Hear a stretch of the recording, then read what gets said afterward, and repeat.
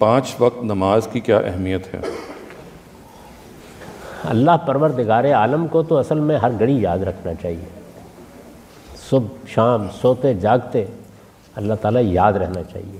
اللہ کی یاد ہی زندگی ہے، اللہ کی یاد کے ساتھ ہی انسان اپنے صحیح مقام پر رہتا ہے، اللہ کی یاد ہی سے صحیح دین پیدا ہوتا ہے، اللہ کی یاد ہی کی بنیاد کے اوپر آدمی کو تقوی کی نعمت نصیب ہوتی ہے۔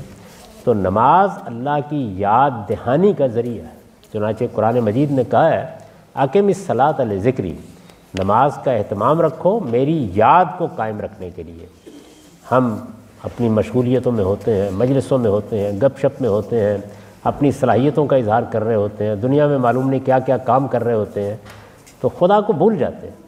خدا کو نہ بھولیں تو ملاوٹ نہ کریں، دھوکہ نہ دیں، فریب نہ دیں، عیب بتائے بغیر چیزیں نہ بیچیں، قومی خزانے میں غبن نہ کریں۔ یہ اللہ کو بھولنے ہی کا نتیجہ ہے۔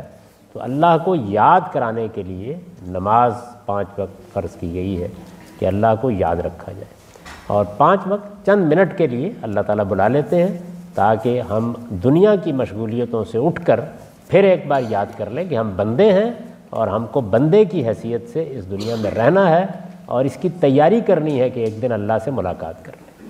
تو یہ نماز کی اہمیت ہے۔ لیکن ظاہر ہے کہ ایک سوال کے جواب میں مختصر بات ہی ہو سکتی ہے۔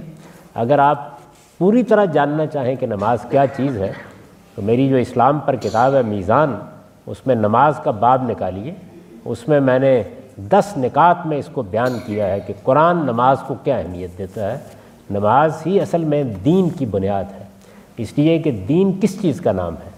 اللہ کی محبت، انسانوں کی ہمدردی۔ تو اللہ کی محبت کا سب سے بڑا اظہار نماز میں ہوتا ہے، انسانوں کی محبت کا سب سے بڑا اظہار ان کی ضرورتوں پر خرچ کرنے میں ہوتا ہے۔ اسی چیز کا نام دین ہے۔